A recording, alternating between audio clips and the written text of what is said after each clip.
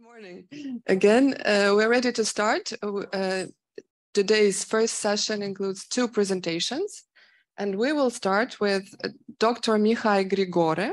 He's a Privat Docent and Research Fellow at the Department of Religious History in Leibniz Institute of European History in Mainz, Germany.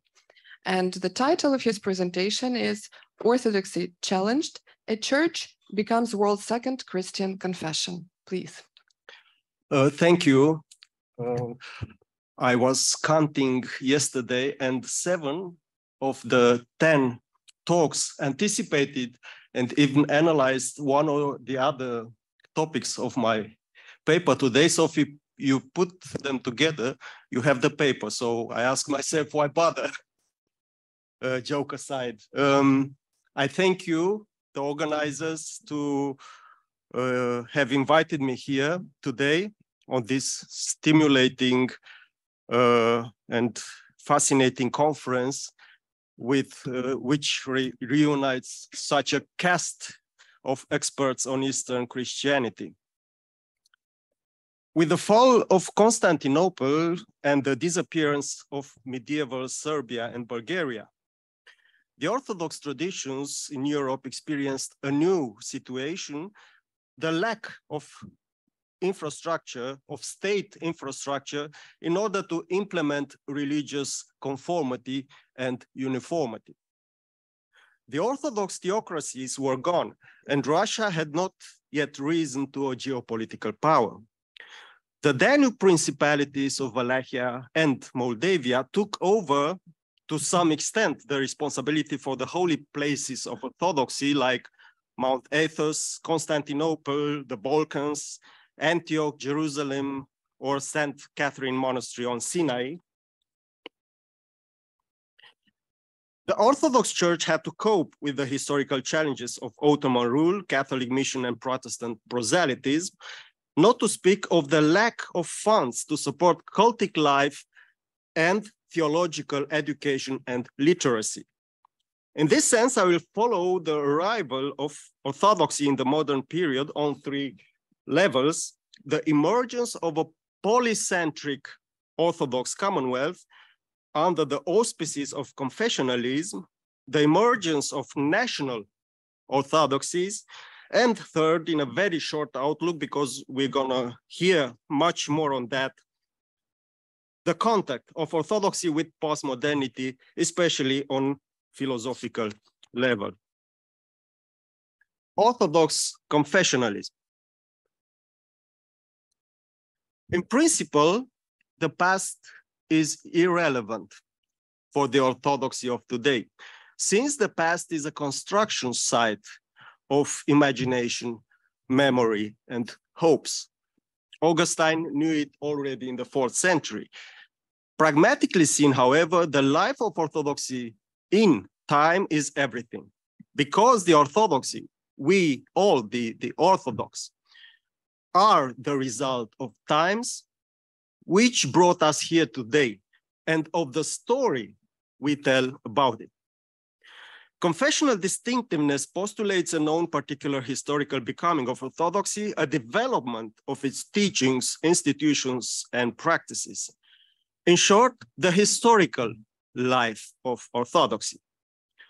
The confessional profile of Orthodoxy is, without question, only thinkable and visible in the interaction with other Christian confessions, as it is a co-participant in the Christian history and diversity in Europe.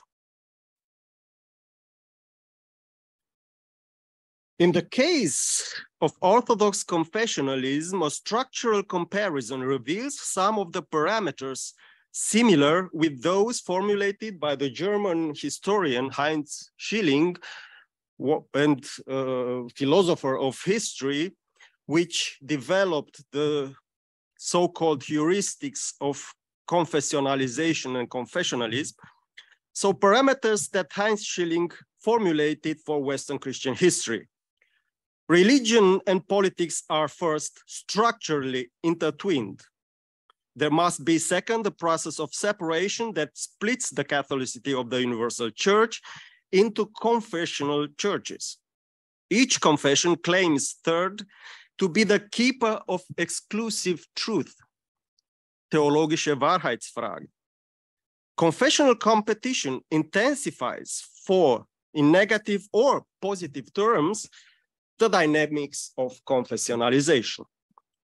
A consistent, thorough confessionalization leads to total systems, such as territorial states of hegemonic confessions after the principle cuius regio eius religio, or to nation states with national churches, as seen in the national revival after the 19th century in Eastern and Southeastern Europe.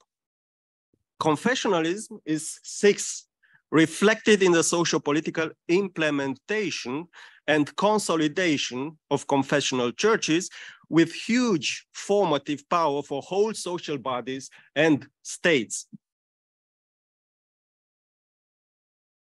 The fundamental general dogmatic conformity of all adherents to the 7 ecumenical councils crumbling in different historical situations, for instance, the Great Schism between the Eastern and Roman churches, gradually, by no means immediately and abruptly, gradually becomes over the centuries a question of confessionalism.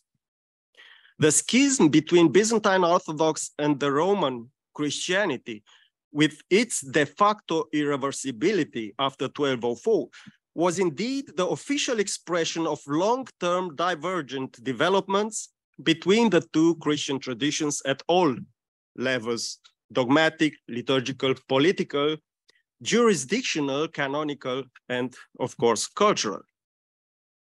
From the 11th through the 13th centuries, there was hope that this schism might be only temporary and conjunctural. The sources would not make a really serious problem of it. After the sack of Constantinople in 1204, it became irreparable. Despite, of course, the attempts at church union in the 1230s and 1270s. Structural hurdles, and mainly the hiatus in theology and quotidian life of the faithful, made it practically utopian from that moment on to find common ground again.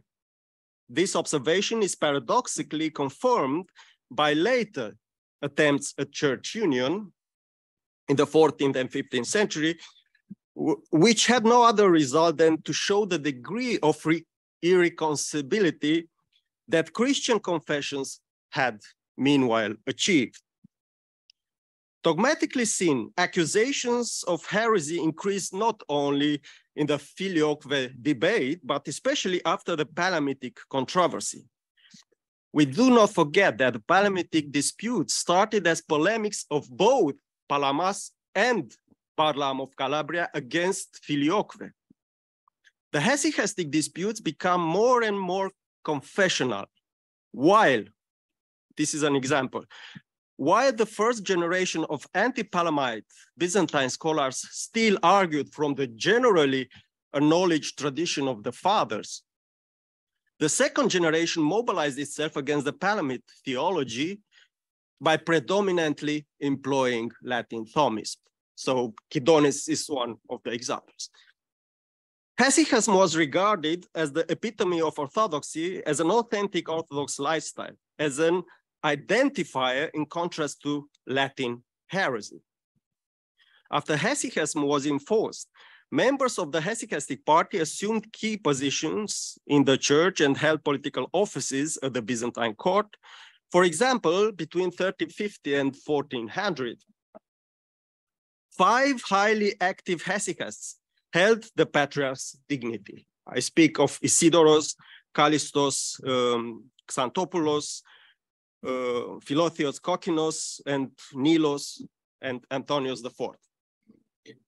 The momentum set in motion resulted in an alternative order to the waning Byzantine state, which I described elsewhere as political hesychasm.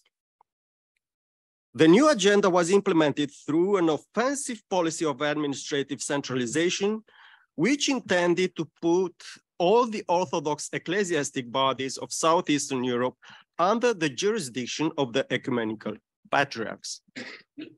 Indeed, the transition period from the Byzantine to Ottoman religious infrastructure between the 14th and beginning of the 16th centuries provided the conditions for a new polycentric and trans-regional alternative order that was able to hold together and integrate not only religiously, but also culturally and to some extent politically, millions of Orthodox believers in a vast area from Moscow to Alexandria.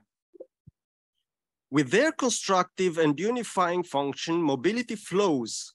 This is very important for the Orthodox Commonwealth. Mobility flows created complex forms of solidarity and the sense of belonging to the vast Orthodox community. The integrative efforts of the Constantinople patriarchs could only benefit from the Ottoman conquest of Southeastern Europe, as the Ottomans strengthened the administrative centralizing function of the Patriarchate for all Christians in its jurisdiction, thus enhancing Ottoman political influence at the international level, because the jurisdiction of the Patriarchate transgressed the political borders of the Ottoman state. The Orthodox Commonwealth was thus polycentrically dynamized in the interplay of different centers, institutional centers, the patriarchates, the metropolitan sees, mystical spiritual centers, Mount Athos, the hesychastic center of Paroria in Bulgaria, or St. Catherine Monastery on Sinai, political or economic centers like Bulgaria, Serbia, the Danube principalities, Kievan Rus, or Moscow Grand Duchy.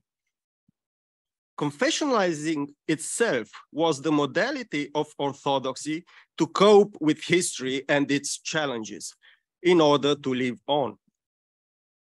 The Orthodox confessional formation, as I have elsewhere shown in an extensive study, the Orthodox confessional formation took almost 500 years. All steps can be followed by looking at the development of the Synodicon, which is in my eyes the Bekenntnisschrift of the confessional orthodoxy. It's written formula fidei. It started as a simple celebration of the iconodules in the 9th century. It expanded to a fierce defense of the ecumenical councils and their Trinitarian and Christological dogma against the Latin influences of John Italos in the 11th and 12th centuries, corroborated with a harsh condemnation of the Bogomil heresy with its dangerous potential of political destabilization. So the political aspect was strong. And it continued and was definitely closed with the adoption of the theology of uncreated divine energies in the 14th century.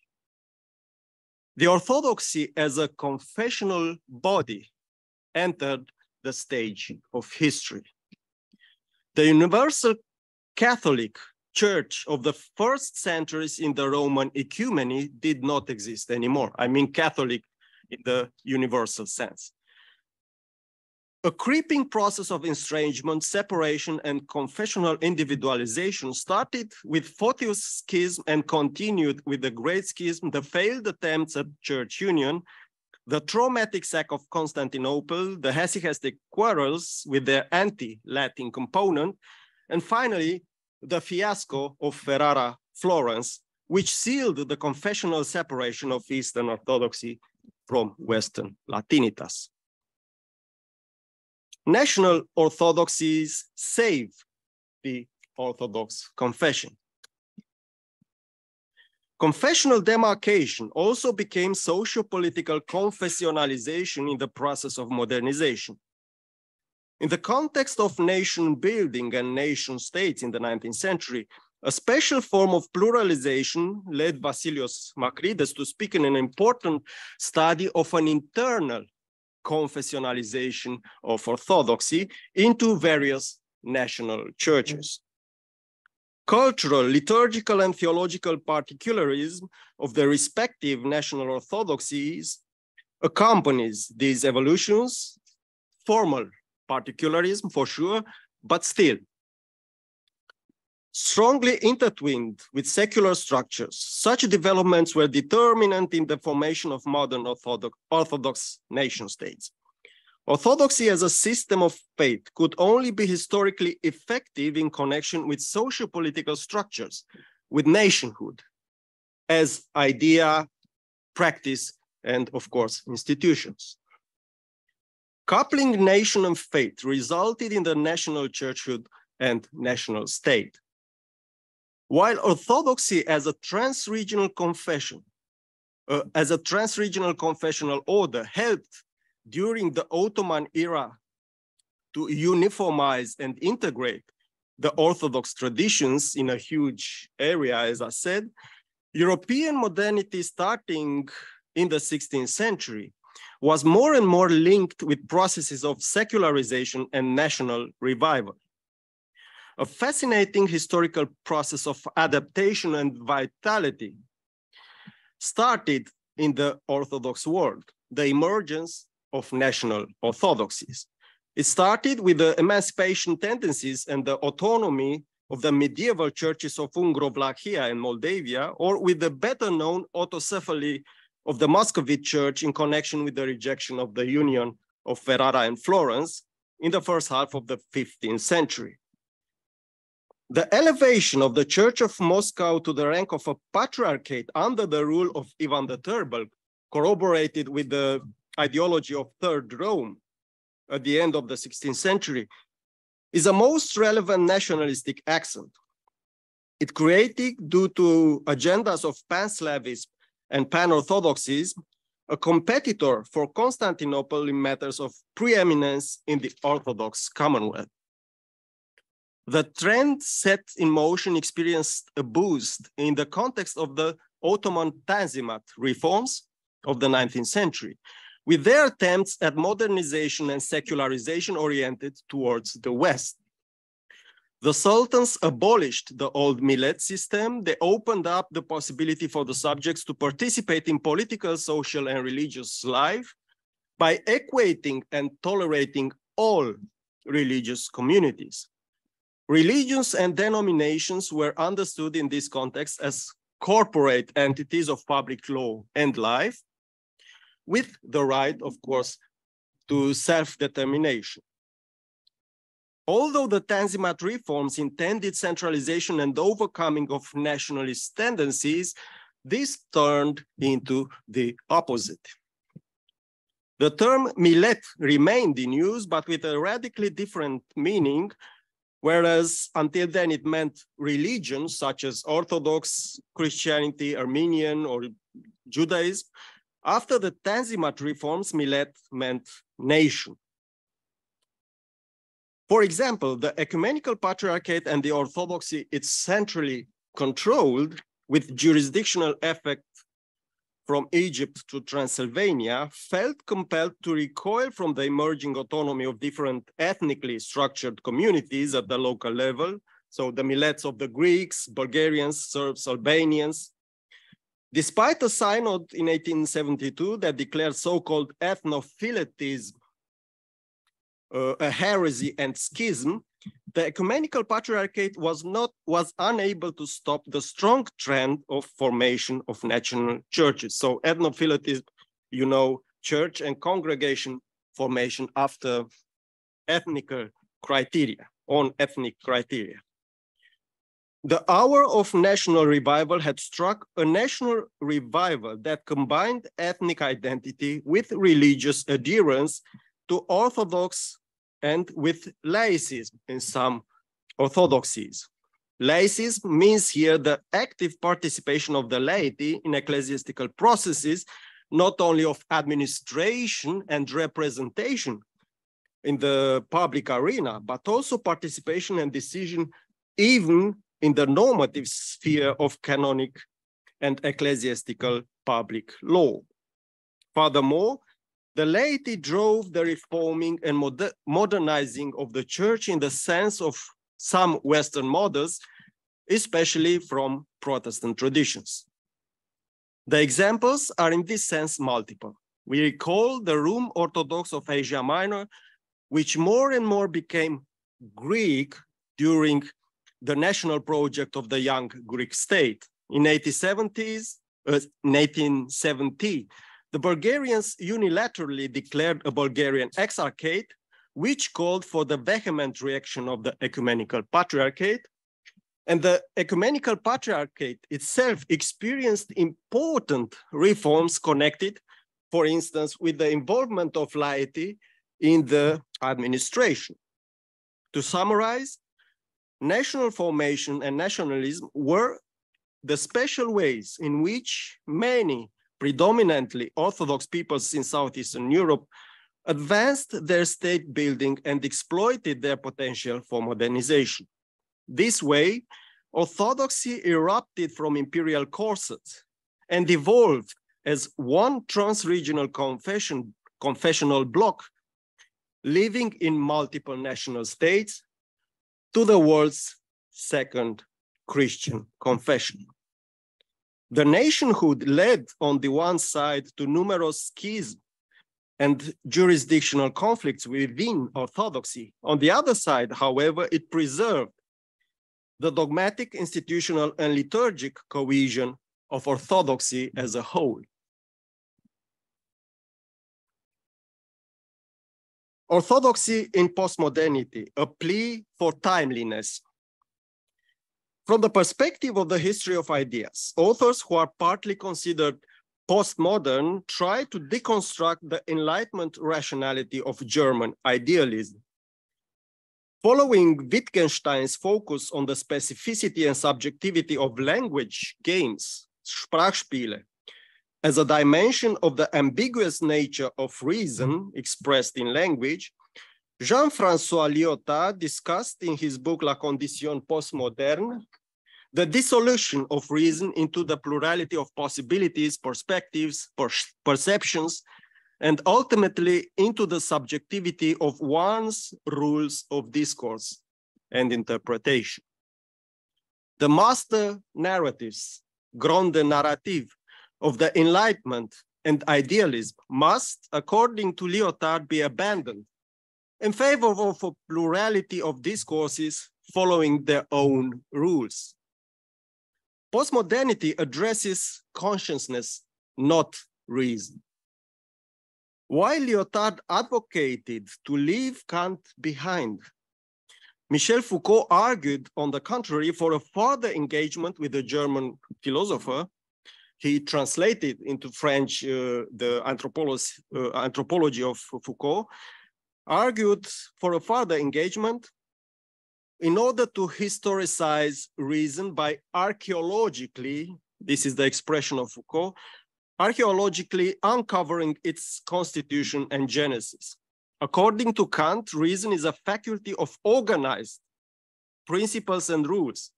It thus exercises authority. The normative power of reason is manifested in morality and as the design of order. Postmodernists aim at deconstructing this approach to reason, which transforms the agenda of postmodernity into a politicum through, for instance, Louis Althusser's Marxist critique of conservatism and liberalism in the same time. Postmodernity is once more a politicum if we take into consideration its post-colonial critique of Eurocentrism, the West, and colonial mentalities in general. It is important to note that postmodernity is itself a Euro-Atlantic concept that hardly resonates with other intellectual traditions around the world. So it is self a colonial issue. By emphasizing the prelingual, the diversity, postmodern social and cultural critique serves in many ways mostly leftist discourses skeptical towards any forms of power and authority.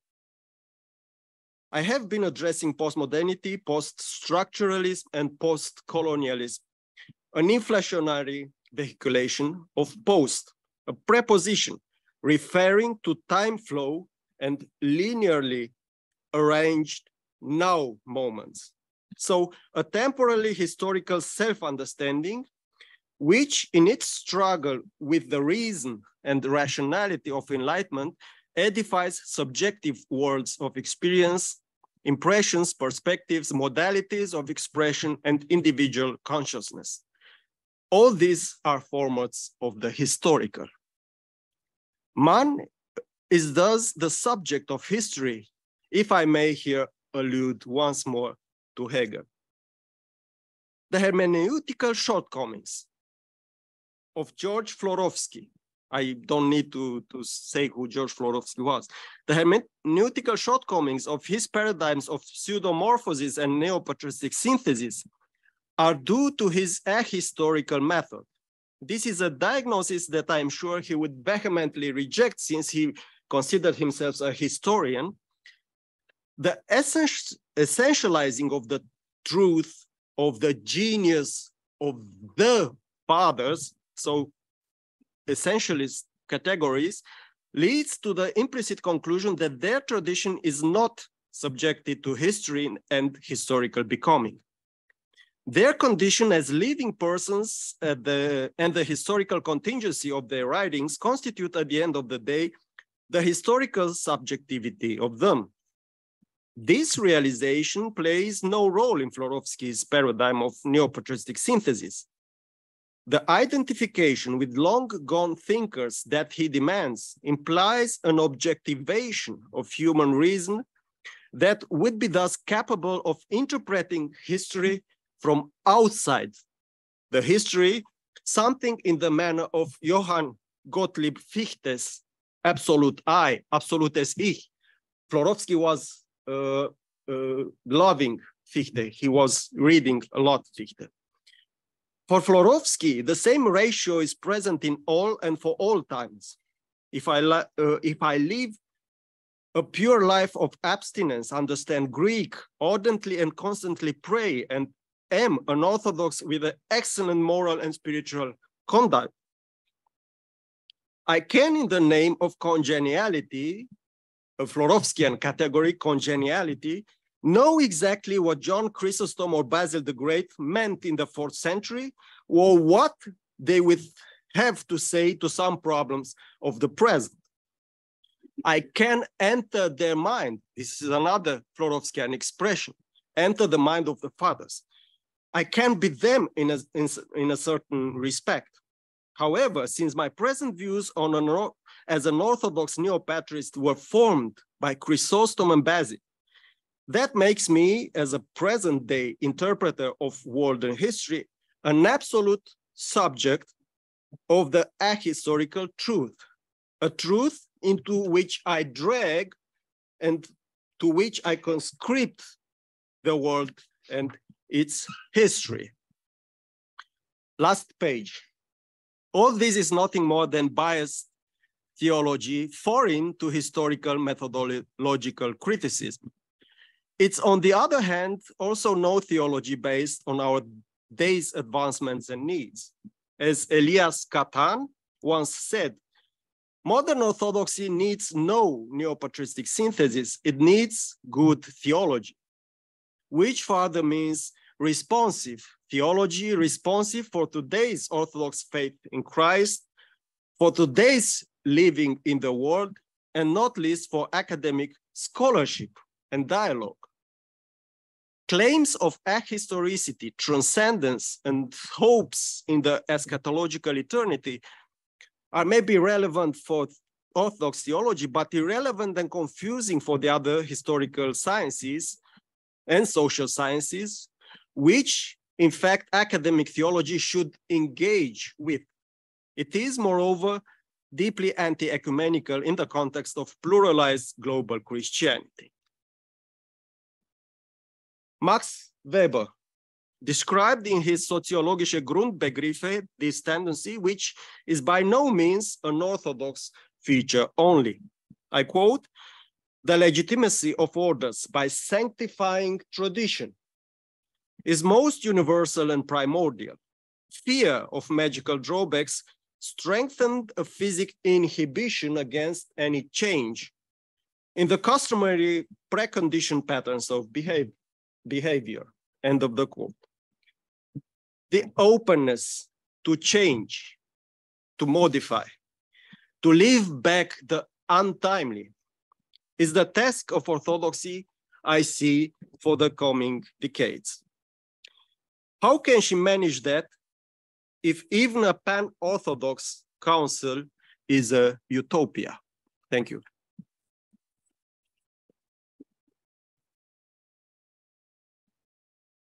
Thank you for your thought-provoking, challenging presentation and keeping up with the time. And now we come to the next speaker. It is Dr. Dimitrios Moschos. He's a professor of church history and head of the Department of Theology at National and Kapodistrian University of Athens, Greece. And he's a member of the board of directors of Volos Academy. So, thank you. Dear fathers, mothers, ladies and gentlemen, after this flight into the stratosphere of the Orthodox timely, timely or untimely historical life of Orthodoxy, we will land to the Greek-speaking Orthodoxy of the modern times or quasi-modern times, and after the 7th to 18th century, and we'll try to show how these people, these representatives of Orthodox theology, do have an encounter with modernity.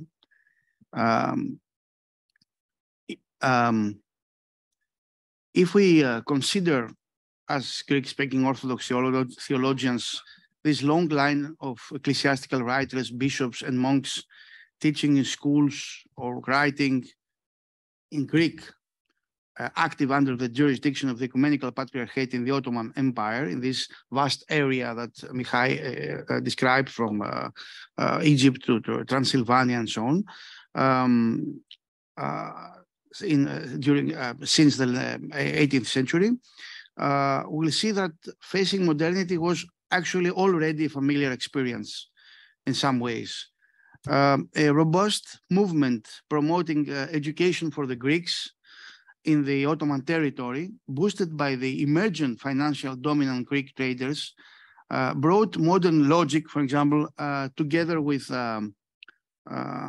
ideas of rational thinking, or the importance of dignity of every human, and the importance of law for proper governance among the Greeks. So these ideas were already familiar. Notable examples are, of course, so the idea is that writers, thinkers, theologians embracing or rejecting modernity allegedly, this is the word there, because in reality it's not exactly so rejecting or embracing, but on the left column we have those embracing, like Eugenius Vulgaris, who translated Voltaire, is a towering figure of a Christian Orthodox enlightenment, if we can say, or Nikephoros Theotokis. Later, Theophilos Papaphilou will come afterwards. And all these people and their disciples or followers were also people from that direction. But the impact of the importance of rational thinking was far more widespread than we think. So we have on the one side, of course, the most important figure, which is Adamantios Korais and his disciples and followers from that one column. And we have also on the other side, Nicodemus Kallivourgis, the Hagiorite from Hagion Oros, who is considered a representative of a sort of traditionalist current. But we can see there that also this person was working with values of modernity. For example, he introduced critical thinking critical approach in aspects of church life. Like he wrote a new collection, as we all know, of saints' lives, Synaxaristis, which was published in 1813. And he explicitly undertakes their sort of critical purging of historical information in the material, quote, which appear to oppose the scripture and to be improbable to sound reason and judging minds, to ortho logo και της κριτικής, in dative. So that was the idea, that he tried to make a sort of critical edition of the text and of the content of the church of saints' life. Or he carefully prepared a collection of the ecclesiastical canons known as the Roder, Pidalion, undertaking a critical purging of forged material and publishing the full text of the whole collections of canons systematically, synod by synod, rather historically, synod by synod, and not in thematic florilegia like the previous collections, which avoided presenting the original text up to then. So he for the first time presented the proper text of the canons. He also made comments in Greek vernacular, which is also a sign of trying to approach a modern understanding of what the canons say. So his work is part of a turn to critical work on the sources, and an example of the impact of rational thinking. So even the people that are considered opposed to values and ideas of enlightenment in the beginning of 19th century have already the trace of the impact of enlightenment in their own work, and we will see that until today. So the idea that there are people contrary, totally against the Enlightenment, that doesn't mean that they are really out of the radius of modernity. Of course, the most prominent representative of modern Greek Enlightenment is the philologist and political thinker Adamantios Korais, is already known. And among his disciples and associates belong the Archimandrite Theoklitos Pharmakidis, and others who will play a significant role in the first attempt to create a new ecclesiastical formation outside of the framework of the Christian empire in the Eastern Mediterranean under the jurisdiction of the elder patriarchates. In the impoverished and exhausted by many years of war Greek rural society after the Greek Revolution after 1821, an attempt to reform the Orthodox Church, a top-rated institution, would require the integrity of the rite, of the ritual, and the better education. So there was a steering committee of 7 members, with Theoklitos Pharmakidis among them, created by the Regency of the Greek kingdom on 15th March of 1833, who wrote a report to the king about the situation of the Orthodox Church in the country. They all insisted, all of them, that candidates for the priesthood should be school graduates and attend classes in theology. This suggestion is the directive, of course, leans on the directive of Adamantios Korais in his comments to the Politica of Aristoteles, and was probably the background for founding the theological faculty as part of the Athens University in 1837. The creation of the Faculty of Theology unleashed a long discussion later in the 20th century whether the so-called academic theology could reflect the depth and of the experience of salvation within the Orthodox Church. But still, I mean, it was claimed, expressed by people in the Greek Church, that the Greek priests ought to have an education at some higher level, university or something like that. So it is not something imposed to the Greek Church, as we usually say, but there was also a claim from many people from inside. Another important example is the complex issue of translating the scripture into vernacular Greek.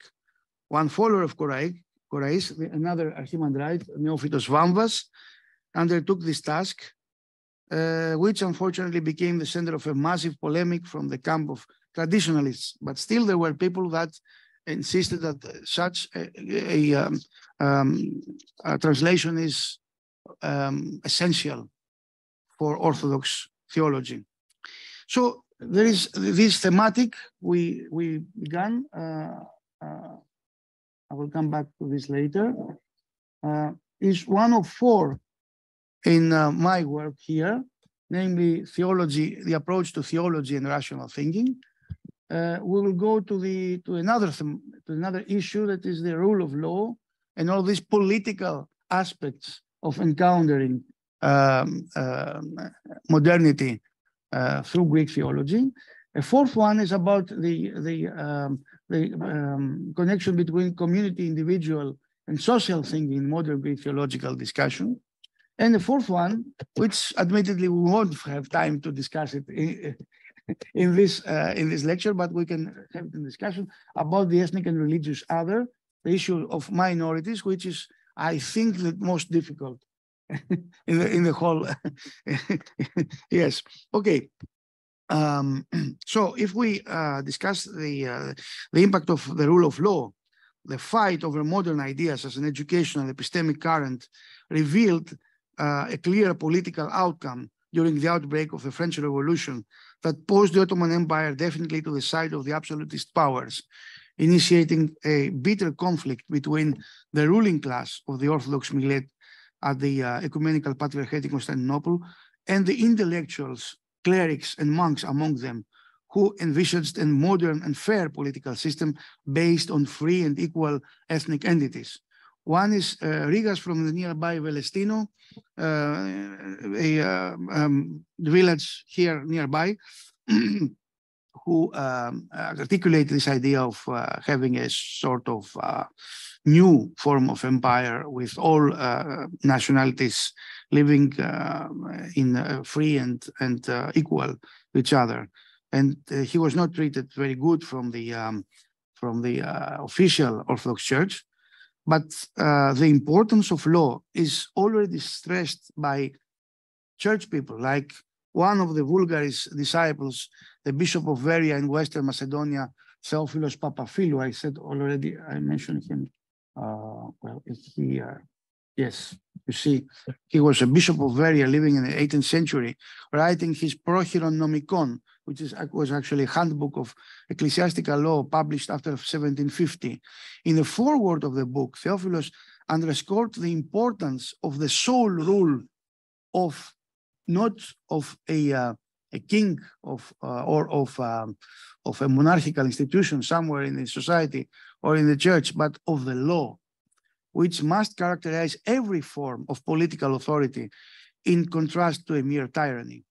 And he drew his examples from classical Greek and Roman antiquity about the importance of the law in a handbook of canon law for the clergy. So it is already a sign that the importance of these ideas of enlightenment are already something important also for the church institutions, for the canon law, and so on. The outbreak of the Greek Revolution, you know that the Greek Revolution 1821 was a complex outcome of many different political and social factors and ideological currents, partly a war between irreconcilable national and religious identities together, national and religion, nation and religion. However, it was also a fight to build a modern state based on modern ideas, like the representation of the abolishment of slavery, for example, which was foreseen in the first constitution.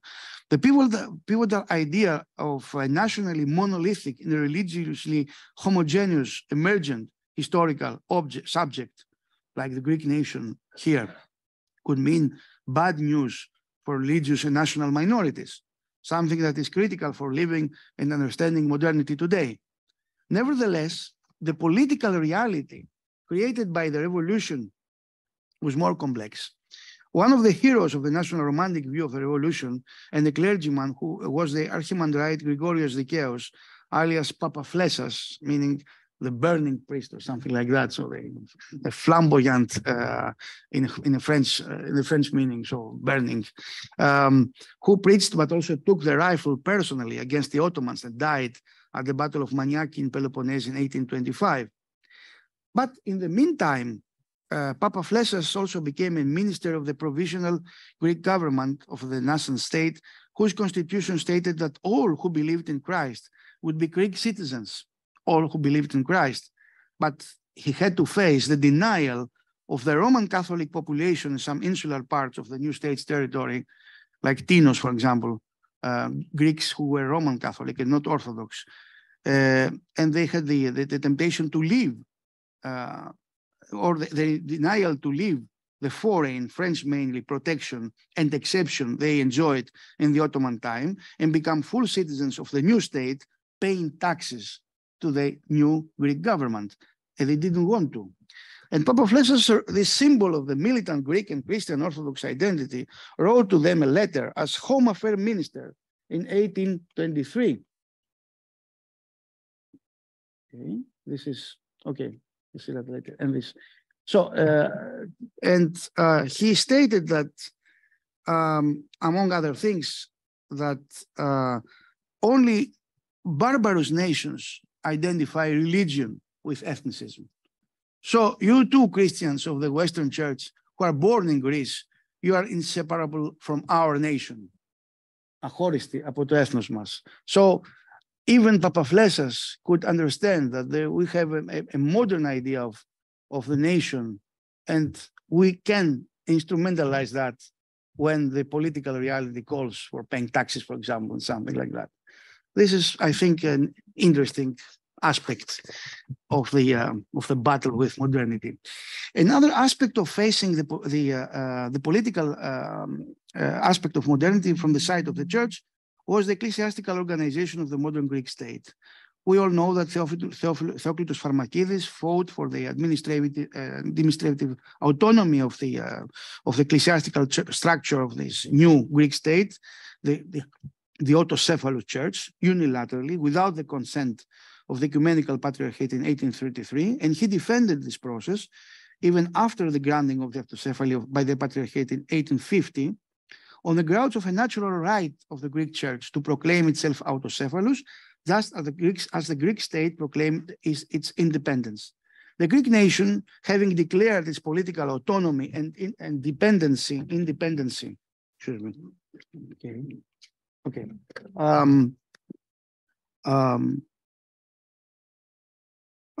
before God and man, through its glorious revolution, it manifested simultaneously that, according to its right, its church should also be autocephalous and independent, as it will be proved elsewhere. The cause of this holy struggle was not only the political, but also the ecclesiastical autonomy and independence. Everything that the Greek nation accomplished did not need any permission or consent by anybody, as it did not need any permission for its political autonomy and independence. And this is obviously a natural right of self-definition, not only ethnically, but also ecclesiastically.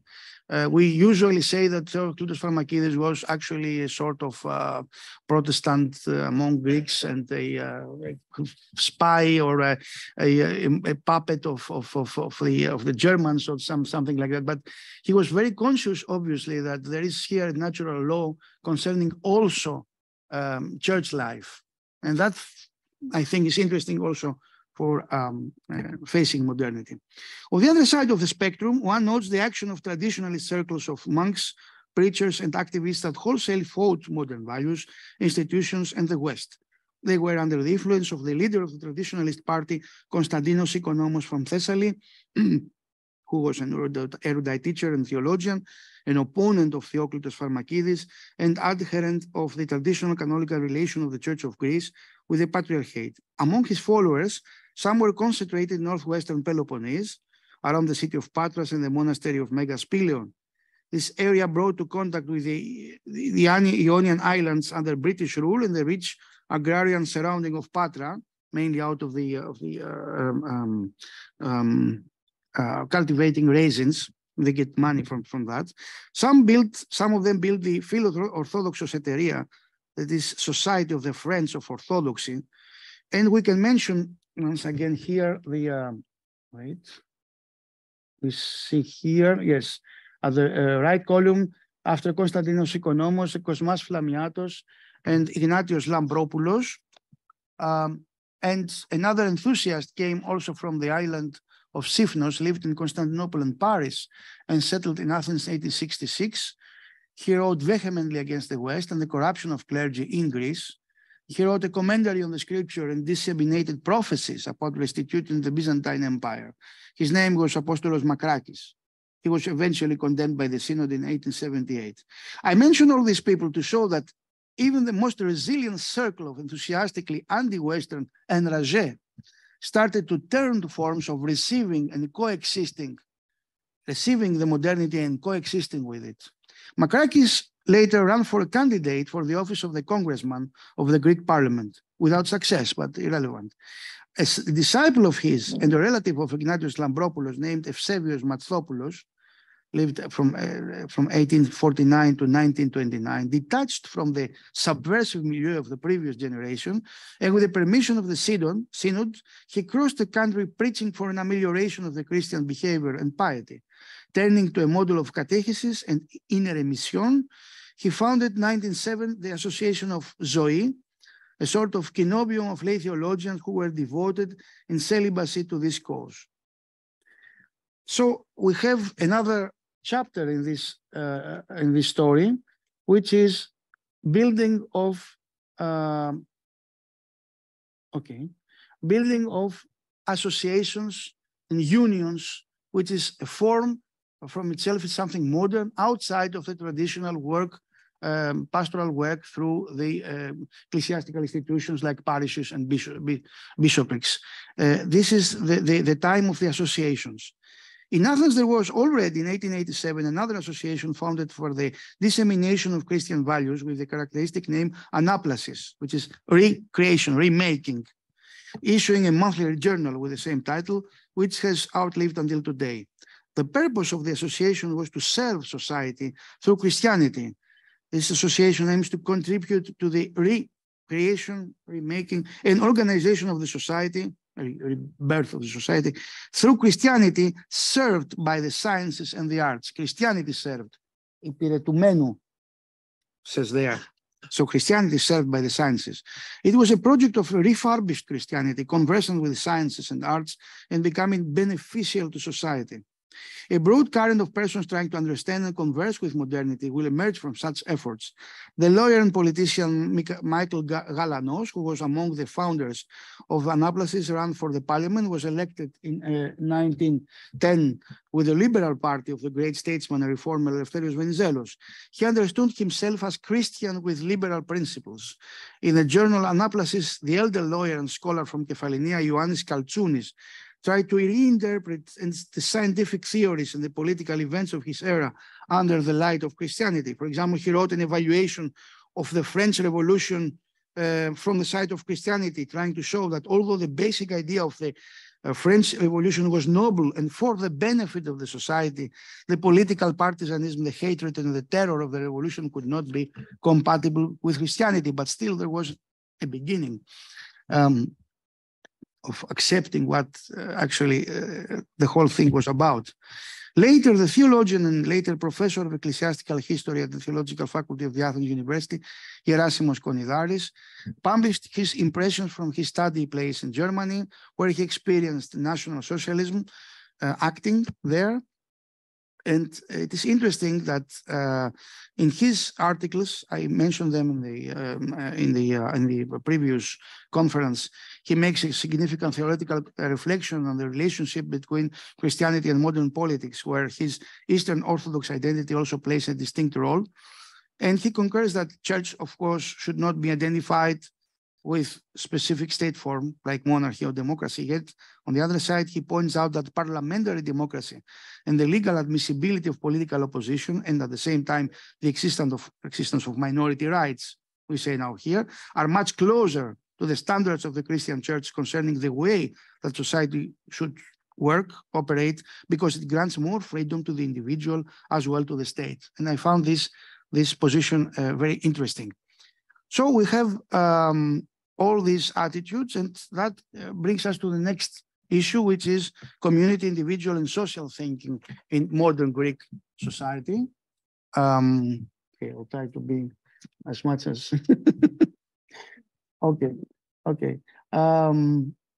It is a time of as I said, of building more unions in that direction. We have the Hieros Synthesmos, the Sacred League, created 1890 by the Metropolitan of Athens, Germanos, as a counterpart to the lay, these lay efforts of the lay people, trying to reform the ecclesiastical organization from within. Therefore, we say the hypostyrixis, the support of Orthodox religion and the amelioration of the ecclesiastical cases through all canonical and legal means to the glory of the church.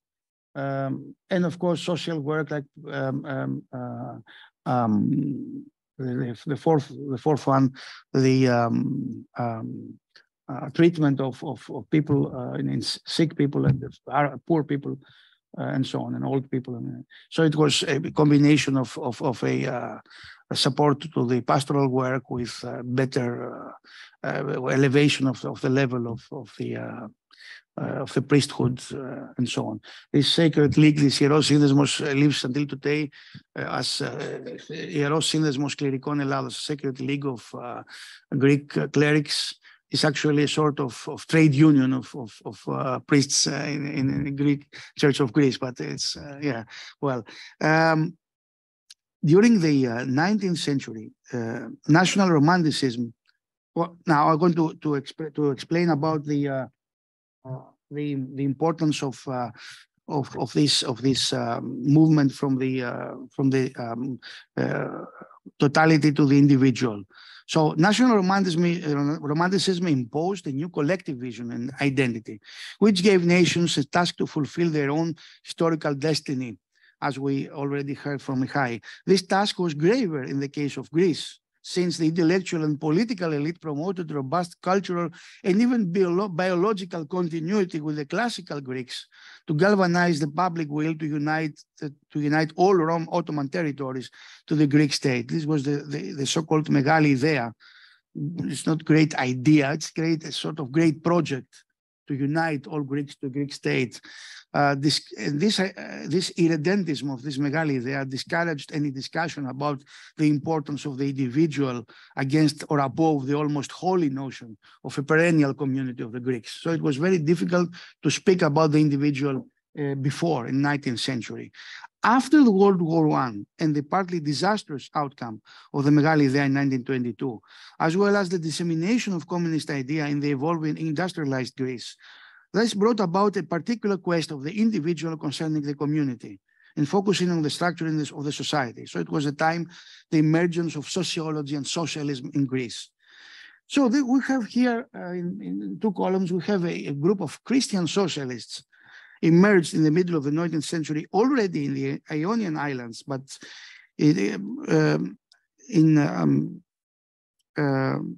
which were united with Greece after 1863. We have the figure of Marinos Antipas, who was born in Kefalonia, one of the Ionian Islands in 1872. He visited the law school of Athens University, and then he was initiated in the socialist movement. But socialist movement at that time meant actually an intellectual activity of utopian socialist ideas. So in Kefalonia, he released a newspaper with socialist ideas, the Anastasis, Resurrection, which lived until 1907. 1906, Antipas was hired as a supervisor by an uncle in an estate in Thessaly, where he had the opportunity to implement his ideas about organizing the life of the poor colleagues, serfs, more righteously. He granted them a free Sunday or 75% of the harvest instead of 25%, and the school for the children and so on, and enlightened the farmers of the other villages about their rights, despite the reprimands of the district prefect. And so in the end, he was murdered by the great landowners of the place there at the 8th of March of 1907. But Antipas, who was a socialist, who based his ideas on the teaching of Jesus Christ. This is what interests us. And the philosopher Plato. He states in his manifesto that we aspire to global freedom, equality, fraternity.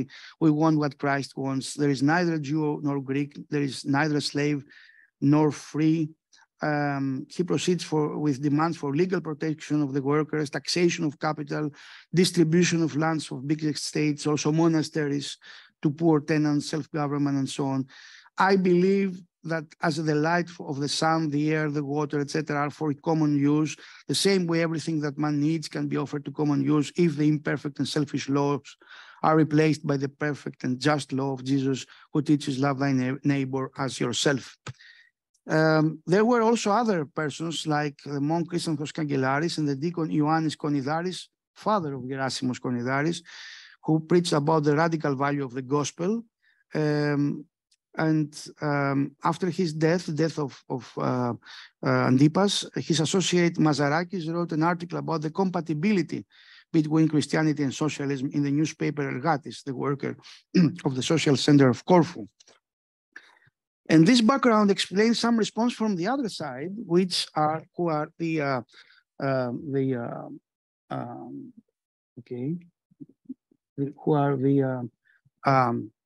professors of the faculty of Athens, like Grigorios Papamichail, one of the most established professors and proliferous writers, a friend of Archbishop Chrysostomos Papadopoulos,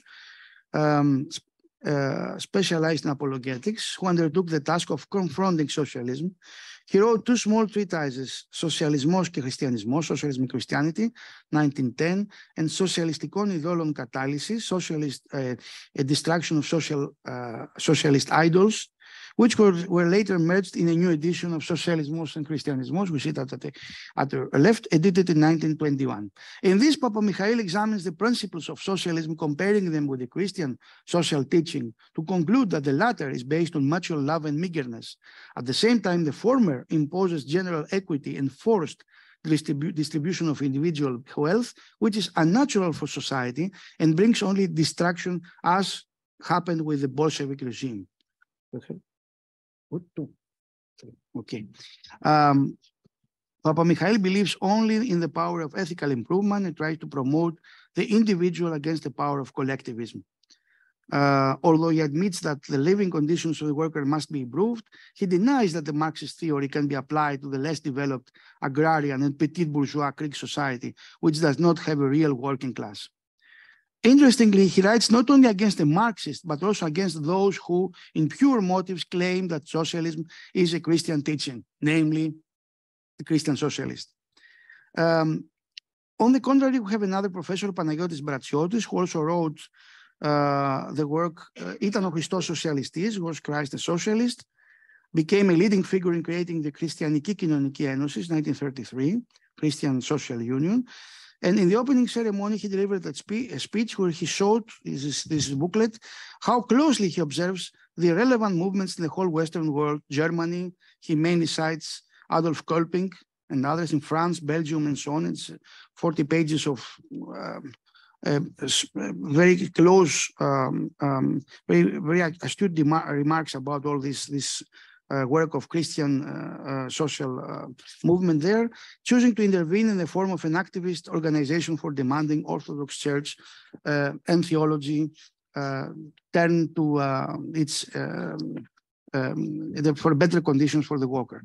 And after the Second World War, we all know, and I won't go further in that we have another form of facing modernity, namely between conservatives and modernists, and all this discussion about using Orthodox Christianity mainly through Zoe and the filial organization as a form of anti-communist power.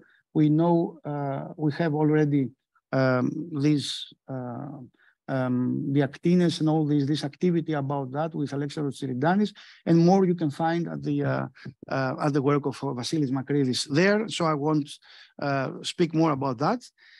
To come to the conclusions, I cannot emphasize more that turning the anti-modernist traditionalistic discourse as a feature of perceiving the current shape of modernity in the 1970s, this is also a form of coping with modernity. And they understand the fierce debate upon the impact of modernity today. Since the founding of a modern Greek state was by default a product of modernity, the same, the state itself, a product of modernity. Even the most conservative agents in ecclesiastical life and theology should and did take into account the impact of modern values and conditions in their work. This encounter with modernity is visible not only in traditional functions of church and theology like preaching or liturgical life and so on, but also in modern forms of acting in society, such as the formation of association, organization, publicizing journals, or using forms of political action. And this facing of modernity has been a constant phenomenon from 1821 until today.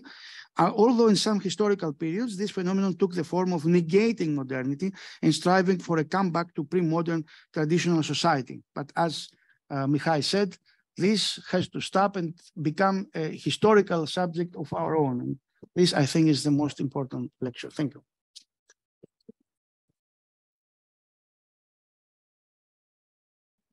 Thank you, Dr. Moschos, for a very detailed and informative account of the Greek Orthodox encounters with modernity. And now I open the floor to questions, and we have about 20 minutes, please, to both speakers.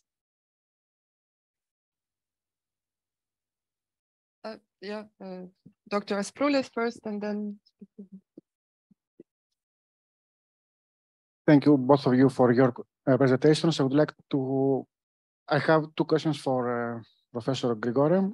The first one has to do with your argument that postmodernity as a concept is a colonial one, which is more or less perhaps true. But what about the actual condition of postmodernity, which can be found everywhere in the globe? The other question has to do with your understanding of Florovsky narrative, which perhaps fits better to his followers like Lossky or others, but not perhaps to Florovsky himself, because Florovsky himself, if you have a better look at his patristic volumes at least, he tries to bring to the fore not only the bright side, but also the dark side of church history at some point. And at the same time, he used to say that patristic tradition not actually, in my understanding at least, not actually a normative criterion of doing Orthodox theology, but actually a means through which we can communicate it, we can dialogue with other Christian traditions. I would like to hear your comments on this. Yeah, I'm not sure I understood your first question about postmodernity now. What you exactly want to know? Okay. All the people. How this can fit to your understanding of postmodernity as a colonial concept? It is true, perhaps, that postmodernity as a concept is a colonial one. Yeah, but at the same time, as globe, we live in the postmodern condition, and more or less we adopt it. Yeah, I meant the concept, the creation of the concept. So it is a product of Western thinkers being applied on non-Western realities. But if you mean the realities, and if you, of course, you need always to need concepts to describe history. Yeah, it's, no discussion. We don't have a problem there, so to say. And Florovsky himself, and that he's not that traditionalistic, and he's more open to dialogue. This is true. He says that, but if you look at these concepts, I named few of them. But this congeniality, this entering the mind of the fathers, aside the big ones like pseudomorphosis and neopatristic synthesis, he is still an apologist of even the Westernization concept we were hearing yesterday, all of them, I understand them as polemic concepts against too modernist approach to Orthodox theology. So in the ethos of the Orthodox Church, he has a big study, it's a programmatic one. He even says that, in fact, the real ecumenical outcome of all this dialogue you mentioned is, in fact, he says this verbatim, is in fact when other churches and denominations convert to Orthodoxy. So this is, in fact, the dialogue should aim at convincing others that the Orthodoxy is the church. He says the Orthodox Church is not a church, is the church, and he underlines it. So if you see these assertions and analyzing his concepts, I wouldn't say that he's that open to dialogue on a basis of a principial equality and between the parts. So we maybe have a different way to read Florovsky, but this is the way I understand him and I read him. Thank you, Dr. Athanasopoulou Gabriela. Thank you very much for these two wonderful presentations. I would like to ask Professor Moschos something. Professor Moschos, as a historian who looks into this encounter of orthodoxy with modernity, where would you place the whole issue of women? Because what do you think about the place of women during that period? And I understand that something started changing towards the end of the 19th century, beginning of the 20th century. And there was this whole discussion about women's vote, etc. So do you think that this whole issue would fall into this subject of orthodoxy facing modernity, or is there a reason that one shouldn't include this into this discussion, or I don't know, maybe you can say something about that.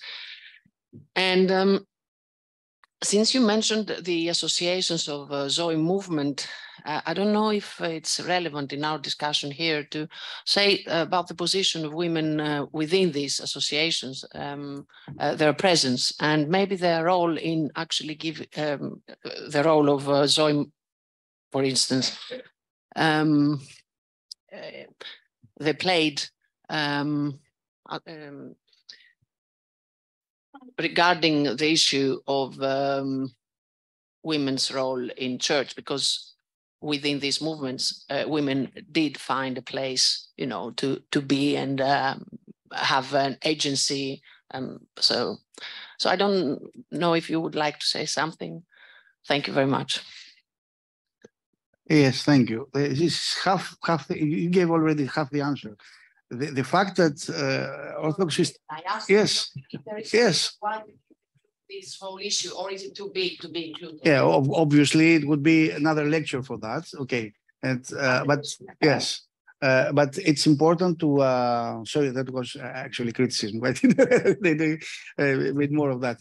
You see, the idea is that improving new forms of working as within the church and outside the traditional ones with these associations and unions and so on. This includes also a improved role of the woman in these forms. Which is actually not totally satisfactorily, but it is still a start. Engaging women working on social work, for example, and stuff like that. It is interesting that Panagiotis Bratsiotis, I mentioned that yesterday somewhere, he mentioned in a report about the course of the theological faculty from the beginning, first 50 years or something. He mentioned that we now have also women studying theology, because the first woman was admitted in 1923 and graduated in 1928. And he saluted that in an article in the new born Journal of Church of Greece Ecclesia, under the title Γυναίκες Θεολογούσε, Women Theologizing, in 1928 or something. Yes, well, I couldn't find the article, but I would have bring it here. And I think that's a positive approach from, of course, this intelligentsia, theological intelligentsia of the center of Athens, of the burger, the bourgeois theology. It's difficult to see that in the periphery, to see this place of women. But the fact that they started to work as teachers and so on, it's important also in that direction. Of course, in the 19th century, the beginning or the interwar period was not yet, the spectrum was not yet fully developed. I think after the Second World War is something that we clearly note that there are more sections that women are engaged. Again, as I said, outside the traditional church structures. That's our problem now. Okay. Thank you. Yeah, please. Thank you very much, both speakers, for the presentation. I would like just one question to Professor Moschos. You have very well demonstrated that even the so-called ultra-traditionalists, actually they are engaged with modernity. They, as you said, they receive and coexist with modernity. Then the question arises, why then Orthodox Christianity has such a great difficulty in developing a constructive engagement with modernity? Of course, I know that this is a whole big issue, but just a few words if you could mention. Thank you very much. Thank you. Well, one cannot hide that there is a big fight still going on. I mean, well, the fact that they are engaged in forms of modernity, that doesn't mean that they all embrace all forms and so on. And the idea is that we have collective identities which actually not only theological, I mean, not only out of the self-consciousness of the church, but also from national romanticism, like the idea that the nation is a modern notion, but during the evolution of that idea in the later time, in the 20th century, it becomes actually a haven, a refuge for hiding pre-modern ideas in there with national romanticism and so on. And this functions as a break sometimes, because we try to connect with this achronic idea of a nation and so on. And this is from itself, like we saw that in modern times, in the 20th century or the late 20th century, invoking the nation is actually an alibi for fighting modernity, like the fundamentalists like today. So I mean, there are some cross connections that they're shaping the landscape once again. I guess that's it. Okay, Dr. Kouramenos, and then Dr. Sirka. First of all, I would like to thank both speakers for their presentations, and I have a question for Professor Moschos. I would like to bring to your attention an additional aspect, and as you probably know, already during the second half of the 19th century, there are the first attempts of the Greek-speaking theological world to encounter the so-called lodging for Christian unity. I mean, the meetings with the Old Catholics and the Anglicans after the First Vatican Council and so on. But it's especially during the interwar period that we have the actual participation of also of the Greek Church and the Greek theological world with the ecumenical movement. And my question is the following: if you consider that this engagement with the question of Christian unity and the ecumenical movement can be seen as an encounter with modernity. Okay, thank you. Well, it's obvious that there are far more aspects with facing with modernity, but I focused on the more neglected ones, and therefore I didn't mention the ecumenical dialogue, which is very important. Well, I'm not so specialized in the first steps of the Greek participation of the Greek Church, but I have in mind, for example, after the Second World War, minutes of the Synod, of the Greek Synod, concerning the probable participation of the Church of Greece with lay members like professors in the World Council of Churches, for example, and the bishops there, they have clearly a political criterion why they do that. They say, for example, that we have to support the Orthodox churches that are under communism. So if we participate there, we will have a post, so to say, in order to intervene in cases of political of opposition and so on. So I mean, this is obviously engaging modernity here in a very concrete form. I mean, not only theological, but also politically. So this is an example, but of course there is more than that. Good. Thank you. Please. I have one or two questions for Professor Grigore. I will just follow up what Nico said about the global aspect of postmodern condition. And he used the word like adopting. So is it that we adopt the postmodern condition, or we simply are thrown in this condition?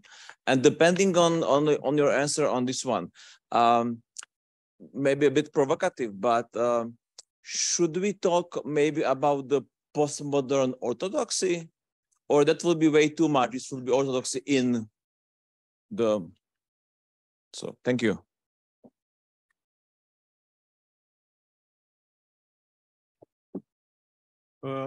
If we are thrown in the postmodern condition, you can say that. The problem I was hinting at was, how do we call this condition we are born in?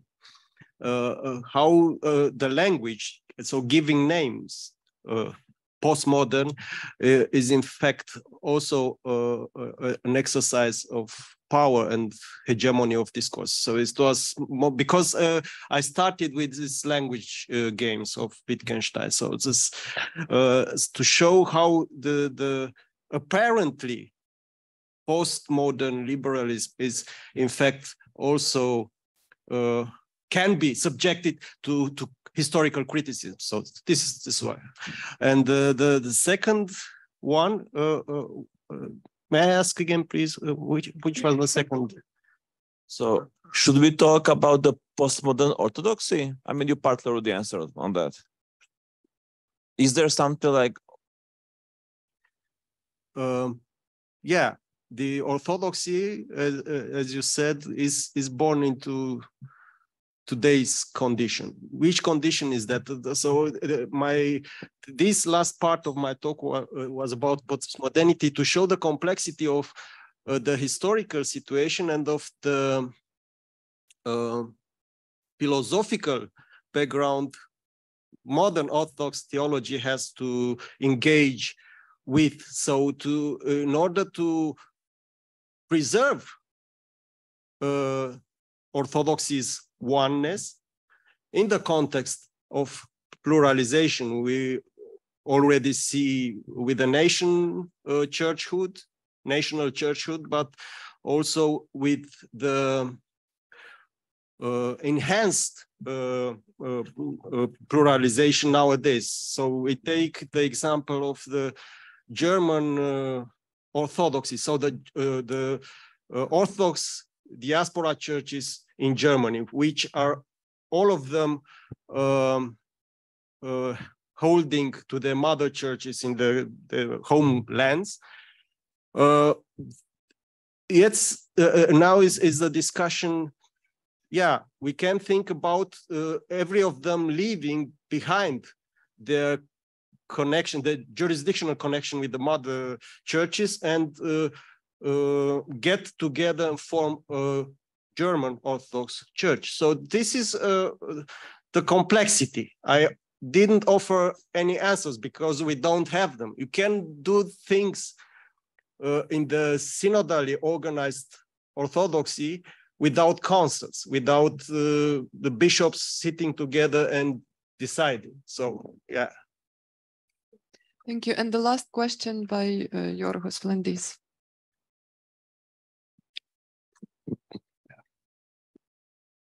Thank you. Well, it's rather a kind of comments to these two wonderful presentations. Dear Mihai, I would like to comment a little bit on Florovsky, whose ideas have also to be contextualized. He has as a dialogue partner the Russian religious philosophy, and when he's emphasizing the importance of the fathers, is it because of his concern about the dependence of this current of thought on German idealism. So he has to strengthen, so to say, the other perspective. And on the other side, his issue is that the revelation has to be the starting point, so to say, for theology, and not the worldview, as appealing it may be. And he speaks about the mind of the fathers. This is important what you say, but he remains very abstract in his own formulations. In many cases, many have asked, what did he mean with this mind of the fathers? There is a letter he sends to somebody in the 60s, and he says the authority of the fathers is not the dictatus papae. We have to focus on their vision, not to their very opinion, so to say. So he develops also his thought a little bit. And considering his ecumenical engagement, you are absolutely right when you say that he does not believe on a kind of dialogue on the principle of equality. But this is something which was not only his opinion, also all the Orthodox and the Catholics, they say it in a more polite way, but they mean exactly the same thing. Our church is the church. The point is that even this expression can be interpreted in a not exclusivist way. The Catholics have this very interesting discussion on the subsisted. What does this mean? The church, the Catholic Church is the church that subsisted. Florovsky attends many very important crucial ecumenical meetings, is in dialogue with Karl Barth, with other people, but he is not that open if we compare it with Bulgakov, so to say. Yes, it's this ambivalence which makes the whole thing very interesting. Considering Dimitris now, in the issue of women and the brotherhoods, the point is important, the social engagement of women and so on, but we have also to regard the attitude of the brotherhoods to sexuality. Yes, well, this awful dressing code, so to say, the women, as you have to forget everything which has to do with the kind of appearance which could remind of us that yes, women and also men, of course, could be attractive or something like that. So there's again a kind of ambivalence, this very pietistic understanding of something's emphasis and progress, considering some points, difficulties in others. What I find very interesting also is the role of the academic theology, which we many times condemn as scholastic, as I don't know what, but the engagement of many academic theologians at that time with modern issues is really of importance. Konidaris was also a pupil of Litzmann. He tried to comment on the impulses of Adolf von Harnack.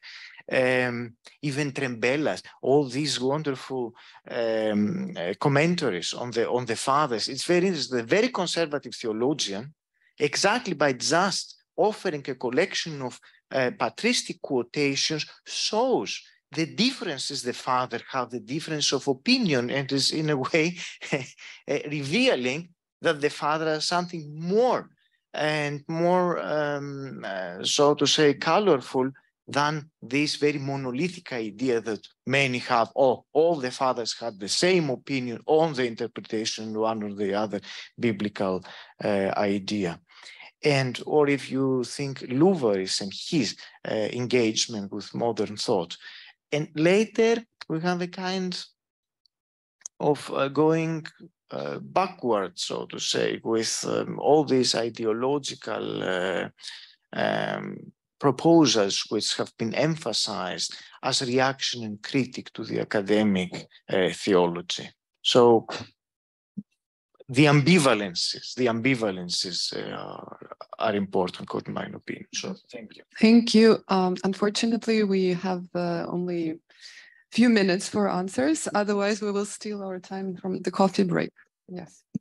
Okay, thank you for your comments, because there were only comments. I only say a few short things about German idealism. Florovsky counteracting German idealism. It counteracted part of it by taking over some other parts. So this is why I gave this example of absolute I of Fichte, and in the same time, this subjectivity of history and of historical subjects, which is from Hegel, he was pretty skeptical towards. The other one, the mind and the opinion of the fathers. It's true, you're right. He does not essentializing the opinion. So to say today to some problems what Chrysostom said it in the 4th century.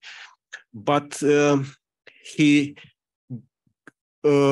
articulates by his category of congeniality. He uses that very often. He makes from the mind of the fathers a normative dimension to engage with the present.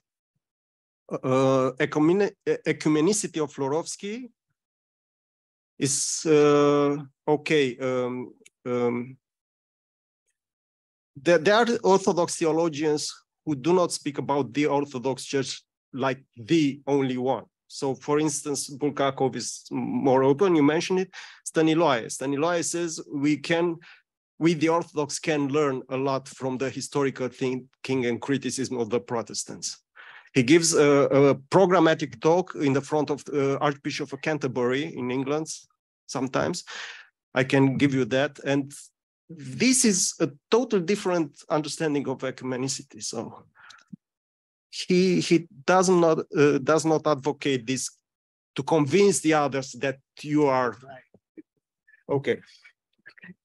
Thank you. About the women, I would like to say only that this has been always so. So I mean, the effort to try to incorporate the women in more active ways in the Christian Church since the beginnings in the 4th century meant, sadly, at the same time that they have to give away forms of their feminine identity, like women living as men or being men, or something like that. So that's a problem. We have to address that in a new way today, of course.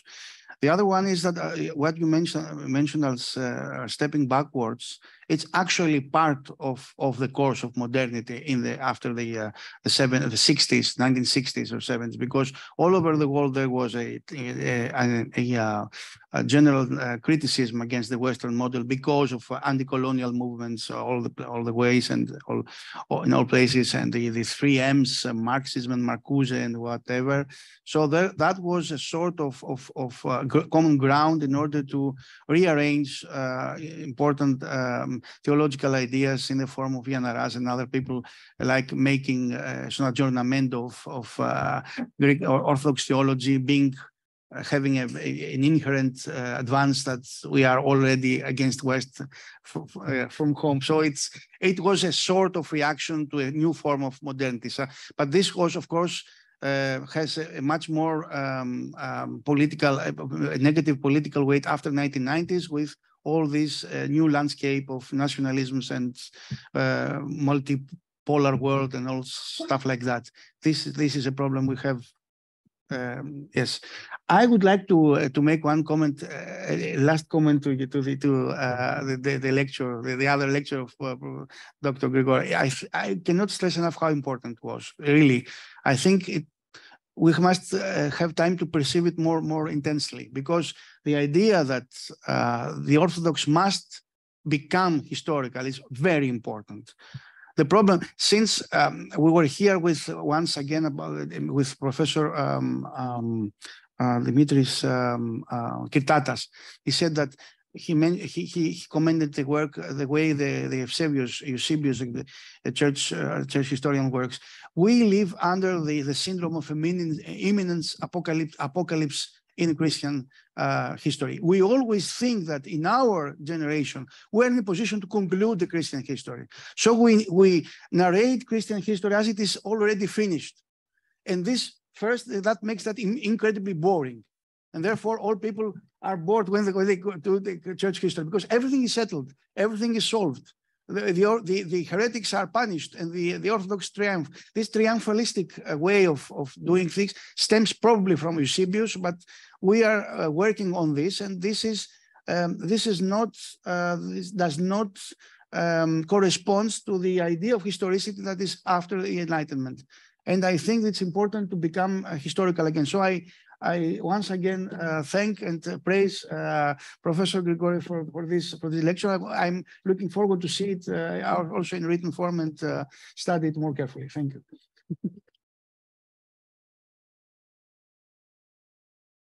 Thank you for the truly wonderful discussion. And now we have